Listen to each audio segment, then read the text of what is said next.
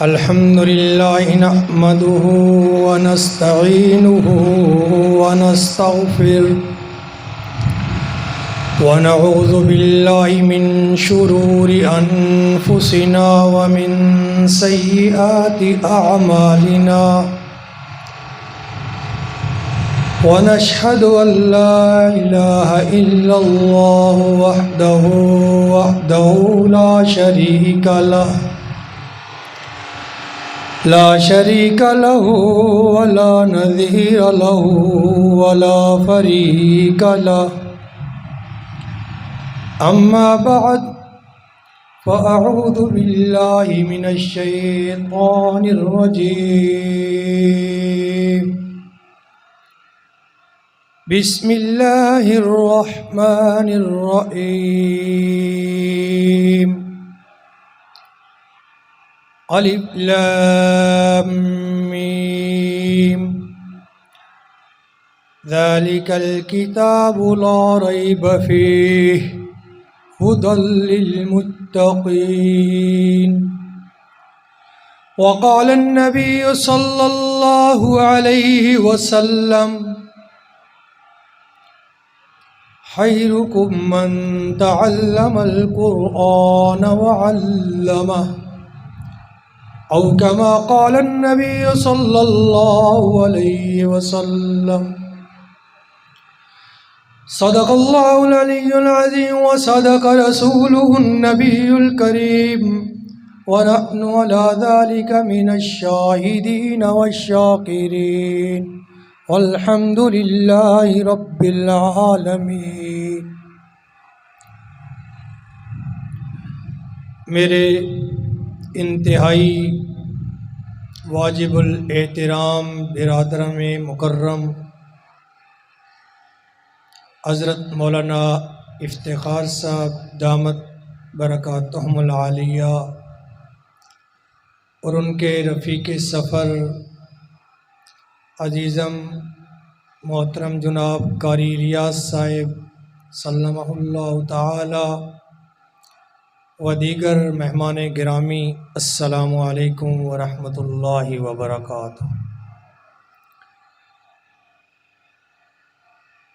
اللہ تبارک و تعالی کے دربار لا یزال بالکمال والجلال کے اندر انتہائی عجز اور انکساری کے ساتھ یہ دعا ہے، خواہش ہے، تمنا ہے کہ اللہ جل شانہ مجھے صحیح مفہوم عرض کرنے اور بالخصوص مجھے اور بالعموم آپ حضرات کو اس پر عمل کرنے کی توفیق عطا فرمائیں۔ آج کی یہ تقریب جس کا انعقاد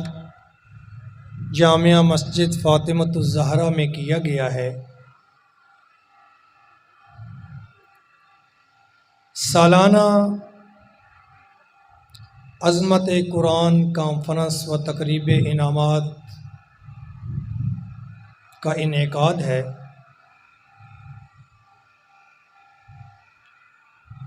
اس کا یہ پہلا حصہ ہے اور انشاءاللہ بعد نماز مغرب اس کا دوسرے حصے کا آغاز ہوگا۔ میں اپنی گزارشات صرف اتنی عرض کرنا چاہوں گا کہ جب بھی آپ کسی محفل میں جائیں، مجلس میں جائیں، جلسے میں جائیں، کسی تقریب میں جائیں، تو ایک ہی خواہش اور تمنا ہونی چاہیے کہ اے اللہ، تیرے دربار میں صرف اس لیے حاضری ہوئی ہے کہ ہم تیرے دین کو سیکھیں اور اس پر عمل کریں۔ چونکہ مسلمان کی 24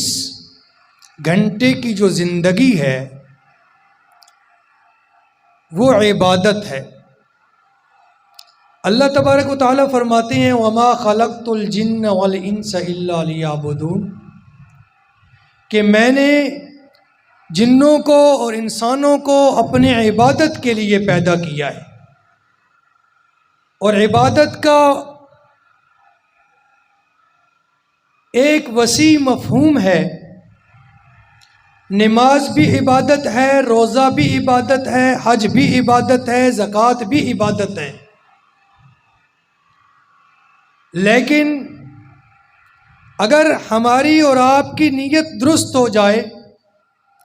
تو ہماری 24 گھنٹے کی زندگی وہ عبادت ہے۔ اللہ نے اس امت کو یہ اعزاز بخشا ہے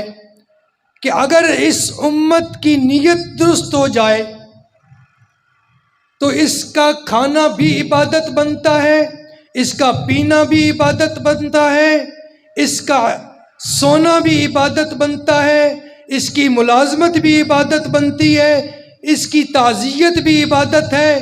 اس کی عیادت بھی عبادت ہے، اس کا چلنا پھرنا بھی عبادت ہے، حتیٰ کہ اس کا بیت الخلاء میں جانا بھی عبادت ہے، بیت الخلاء سے نکلنا بھی عبادت ہے۔ فرق یہ ہے کہ جب آپ بیت الخلاء میں جاتے ہیں تو اگر سنت کے مطابق جائیں گے تو آپ کو عبادت کا ثواب ملے گا، اس لیے کہ آقا دو عالم صلی اللہ علیہ وسلم جب بیت الخلاء میں تشریف لے جاتے تھے تو ایک تو دعا پڑھا کرتے تھے، دوسرا بایاں پاؤں پہلے رکھا کرتے تھے۔ اسی طریقے سے جب بیت الخلاء سے نکلتے تھے پہلے دایاں پاؤں نکالتے تھے، اس کے بعد بایاں پاؤں نکالتے تھے اور نکلنے کی دعا پڑھتے تھے۔ تو اب ایسا کرنے سے یہ عمل بھی عبادت بن جاتا۔ تو اس حوالے سے عرض یہ کرنا ہے کہ میں تو صرف آپ حضرات کو یہ بتانے کے لیے حاضر ہوا ہوں کہ مغرب کے بعد جو آغاز ہوگا اس کانفرنس کا تو آپ حضرات اس نیت سے بیٹھیں کہ اللہ جو کچھ یہ کہیں گے ہماری کوشش ہوگی کہ اس پر عمل پیرا ہوں۔ زندگی عمل سے بنتی ہے، جنت بھی جہنم بھی، یہ خاکی اپنی فطرت میں نہ نوری ہے نہ ناری۔ بہرحال آج چونکہ تقریب تقسیم انعامات کی یہ مجلس ہے، یہ ان حفاظ اور ان بچوں کے اعزاز میں منعقد کی گئی ہے جنہوں نے اللہ تبارک و تعالی کی کلام مجید کو پڑھا اور اپنے سینے میں محفوظ کیا۔ تو آج دنیا میں ان کے اساتذہ کی طرف سے ان کو انعامات سے نوازا جائے گا، اور یہ انعامات سے نوازنا ان بچوں کے لیے اسی وقت شروع ہو جاتا ہے کہ جب یہ بچے اللہ تبارک و تعالیٰ کی اس دین مقدس اور قرآن مجید کی تعلیم حاصل کرنے کے لیے گھر سے نکلتے ہیں۔ اور دنیا میں اس کا موازنہ یوں ہوتا ہے کہ گھر سے دو قسم کے بچے تیار ہو کے باہر جاتے ہیں۔ ایک وہ بچے ہوتے ہیں جن کا رخ مسجد کی طرف ہوتا ہے، مدرسے کی طرف ہوتا ہے، دوسرے وہ بچے ہوتے ہیں جن کا رخ سکول کی طرف ہوتا ہے۔ اور آپ سب اس چیز کے چشمدید گواہ ہیں کہ جن بچوں کی رخ سکول کی طرف ہوتا ہے ان کے ساتھ والدین کا رویہ کچھ اور ہوتا ہے، اور جن بچوں کا رخ مسجد اور مدرسے کی طرف ہوتا ہے ان کے ساتھ والدین کا رویہ بالکل مختلف ہوتا ہے۔ جتنی یکسوئی کے ساتھ ان بچوں کو تیار کیا جاتا ہے جو سکول کی طرف جاتے ہیں، اتنی یکسوئی کے ساتھ مدرسے والے بچوں کو تیار نہیں کیا جاتا۔ سکول جانے والے بچوں کے لباس کا بھی خیال رکھا جاتا ہے، شوز کا بھی خیال رکھا جاتا ہے، کتابوں کا بھی خیال رکھا جاتا جاتا ہے، وقت کا بھی خیال رکھا جاتا ہے، کھانے پینے کا بھی خیال رکھا جاتا ہے، پہنچانے کا، لے جانے کا، لے آنے کا بھی خیال رکھا جاتا ہے، لیکن ان بچوں کے ساتھ اس طریقے کا رویہ نہیں ہوتا۔ یہ کپڑے جیسے پہن کے چلے جائیں، کوئی پوچھتا نہیں ہے ٹوپی دھلی ہوئی ہے یا دھلی ہوئی نہیں ہے، کوئی پوچھتا نہیں ہے ٹوپی کے ساتھ شوز پرانے ہیں یا نئے ہیں، پالش کیے ہیں یا نہیں ہے، کوئی پوچھتا نہیں ہے۔ لیکن اللہ تبارک و تعالی جب ان حالات کو دیکھتے ہیں تو اللہ جب یہ دیکھتے ہیں کہ جو بچہ میری کتاب کے لیے آ رہا ہے اس کا رویہ والدین کا کچھ اور ہے، جو سکول کی طرف جاتا ہے ان کا رویہ کچھ اور ہے، پھر اللہ تبارک و تعالی اپنے فرشتوں کی جماعت کو کہتا ہے اے میرے فرشتوں کی جماعت، یہ وہ بچے ہیں جن کی طرف والدین کی توجہ نہیں ہے، ان کے کھانے کی طرف نہیں ہے، ان کے پینے کی طرف نہیں ہے، ان کی ٹوپی اور رہائش کی طرف نہیں ہے۔ آپ ایسا کیجئے جہاں جہاں سے یہ گزرتے چلے جائیں میرے فرشتوں کی جماعت ان کے نیچے پر بچھاتے چلے جائیے۔ میرے بھائیوں اور دوستوں، اس وقت سے ان بچوں کے لیے اللہ کی طرف سے انعامات کا سلسلہ شروع ہو جاتا ہے۔ یہ اتنی مقدس جماعت ہے، اتنے مقدس لوگ ہیں، اتنی عظمت والے لوگ ہیں۔ اور پھر عرض کرتا چلا جاؤں کہ دنیا کے بعد آج اس تقریب میں ان کو ایوارڈ دیا جاتا ہے، کل قیامت کا دن ہوگا، وہاں بھی ایک ایوارڈ کی تقریب ہوگی، وہاں بھی ایوارڈ تقسیم کیے جائیں گے۔ یہاں استاد انعام دیتا ہے، محلے والے دیتے ہیں، عزیز و اقارب دیتے ہیں، وہاں رب ذوالجلال خود انعام دیں گے۔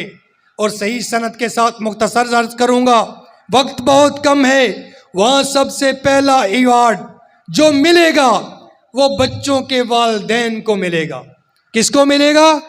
بچوں کے والدین کو ملے گا۔ صحیح حدیث میں یہ آتا ہے کہ کل قیامت کا دن ہوگا، اللہ تبارک و تعالی حفاظ بچوں کے والدین کو نور کا تاج پہنائیں گے۔ کس کا تاج پہنائیں گے؟ زور سے بولو، کس کا تاج پہنائیں گے؟ نور کا تاج پہنائیں گے۔ اور عجیب بات یہ ہے کہ نور کا تاج پہنائیں گے بچوں کے والدین کو۔ یہاں ایک بات ذہن میں آتی ہے کہ تکلیف تو بچے برداشت کرتے ہیں، سردی اور گرمی بچے برداشت کرتے ہیں، بھوک اور پیاس بچے برداشت کرتے ہیں، ہر قسم کی گرمی اور سردی اور موسم، بجلی ہو نہ ہو، استاد کی ڈانٹ ڈپٹ بچے برداشت کرتے ہیں، سبق یاد کرنے میں تکلیف بچے کو ہوتی ہے۔ وہاں ایوارڈ میں جب ایوارڈ ملے گا بچوں کے والدین کو ملے گا تو میرے بھائیوں اور دوستوں، اس کی بنیادی وجہ یہ ہے کہ چونکہ بچے یہ فیصلہ نہیں کرتے کہ میں نے حفظ کرنا ہے، یہ فیصلہ والدین کا ہوتا ہے، یہ چوائس والدین کی ہوتی ہے۔ اس وجہ سے اللہ تبارک و تعالی وہاں پر بچوں کے والدین کو نور کے تاج پہنائے جائیں گے۔ تو یہ ایک بہت بڑا ایوارڈ ملے گا وہاں بچوں کے والدین کو۔ ایک تو یہ سب سے بڑا انعام جو دیا جائے گا، اور ایک بات آپ ذہن میں رکھ لیجئے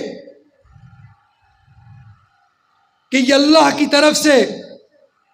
جو ایوارڈ والدین کو دیا جا رہا ہے، جیسے میں نے عرض کیا، اس کی بنیادی وجہ یہ ہے کہ والدین جانتے ہیں کہ میرا بچہ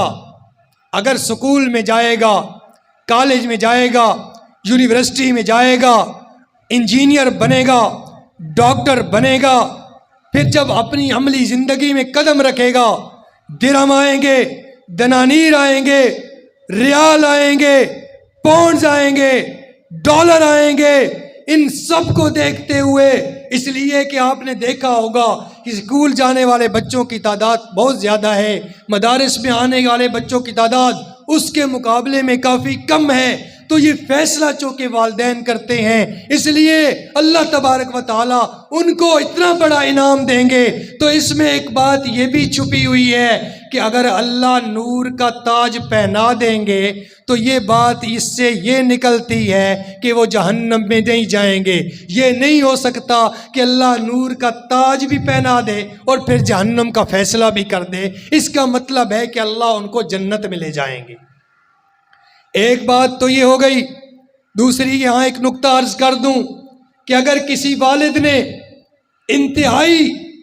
اخلاص نیت کے ساتھ بچے کو حفظ پہ لگایا، بچے نے حفظ مکمل کر لیا اور اس کے بعد والد دنیا سے چلا گیا اور بچہ اس قرآن پاک سے ہٹ گیا، اس کے باوجود انشاءاللہ العزیز اس کے والد کو وہ نور کا تاج پہنایا جائے گا اور اس کو جنت میں بھیجا جائے گا۔ ایک انعام تو یہ دیا جائے گا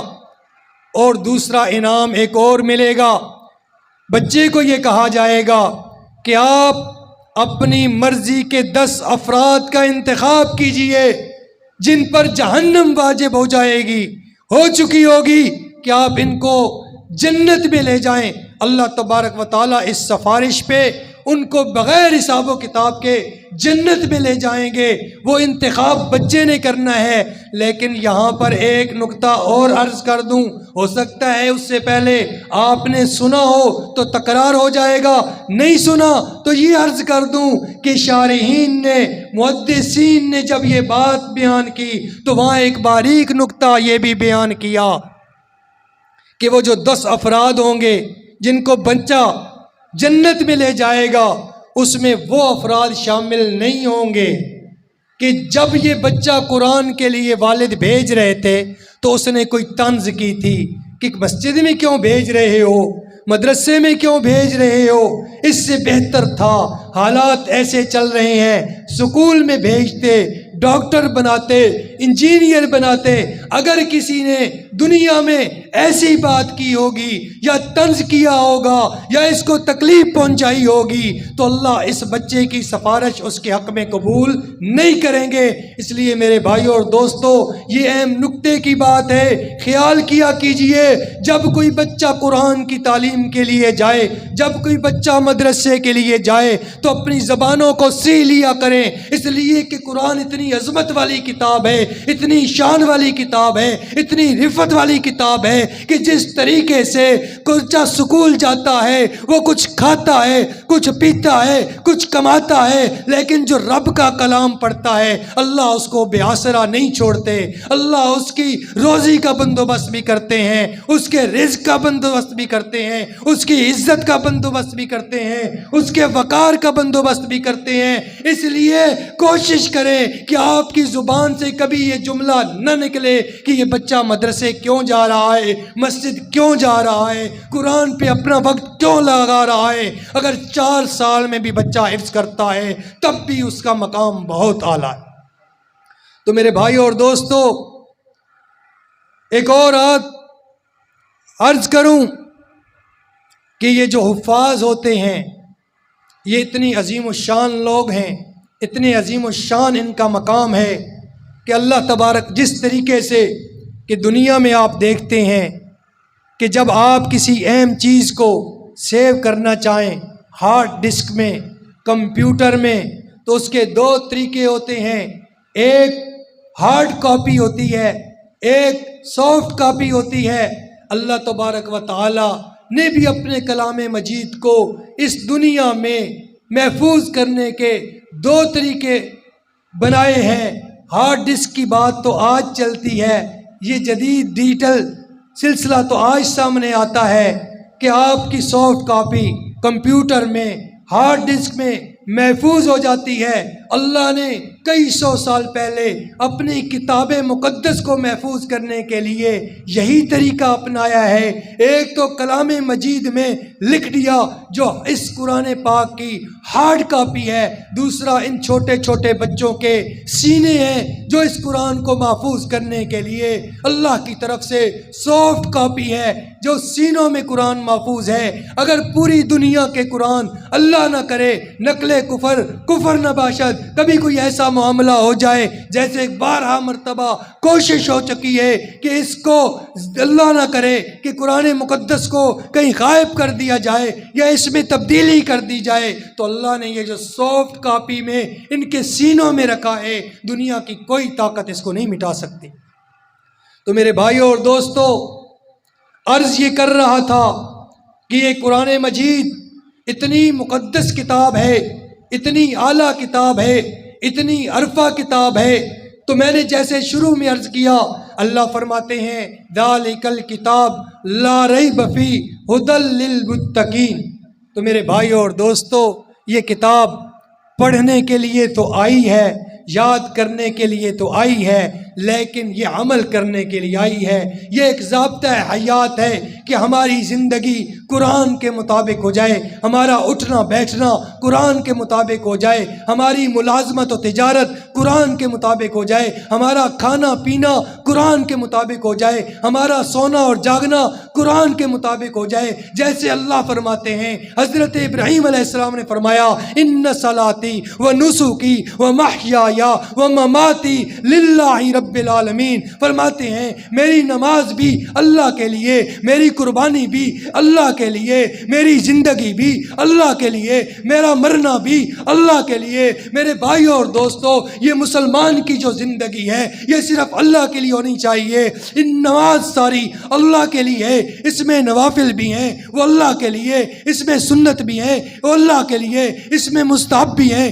وہ اللہ کے لیے۔ ان صلاتی، میری نماز اللہ کے لیے، وہ نسکی، میری قربانی۔ قربانی کیا ہے میرے بھائیوں اور دوستوں؟ اس میں ساری قربانی جو اللہ کے دین کے لیے دی جاتی ہے وہ ساری اس میں داخل ہے۔ فرمایا کہ میری قربانی وہ اللہ کے لیے، وہ محیایا، میری زندگی اللہ کے لیے۔ یہ جو زندگی کا لفظ قرآن میں آیا ہے میرے بھائیوں، اپنی زندگی سنت کے مطابق بنائیے۔ میرا کھانا سنت کے مطابق، میرا پینا سنت کے مطابق، میرا اٹھنا میرا بیٹھنا سنت کے مطابق، تب زندگی بنتی ہے، تب معاملہ حل ہوتا ہے۔ تو میرے بھائیوں اور دوستوں، اپنی تمام تر زندگی کے لیے، اپنے تمام تر رہنے کے لیے، ان تمام کامات کو کام کرنے کے لیے اللہ تبارک و تعالیٰ نے ہمیں یہ کتاب مقدس دی ہے، ہمیں یہ قرآن پاک دی ہے، رسول اللہ صلی اللہ علیہ وسلم کا طریقہ دیا ہے۔ تو میں نے عرض کیا تھا کہ میں اس لیے حاضر ہوا تھا تاکہ یہ عرض کر سکوں کہ اس کے بعد خطبہ آئیں گے، وہ اپنی بات کریں گے، آپ آ کے اس لیے بیٹھیں گے۔ اللہ، اس سے پہلے زندگی میں ہم جو کچھ بھی کرتے رہے وہ وقت گزر گیا، زندگی میں گناہ کیے، زندگی میں توجہ سے تیرے دین کی طرف متوجہ نہیں ہوئے۔ تو یا اللہ، آج کی اس محفل کے صدقے، ان خطباء کے صدقے، ان معصوم بچوں کے صدقے، اللہ ہم خود بھی عمل کریں گے اور دوسروں کو بھی پیغام پہنچائیں گے کہ اس قرآن پہ بھی عمل کریں، رسول اللہ صلی اللہ علیہ وسلم کے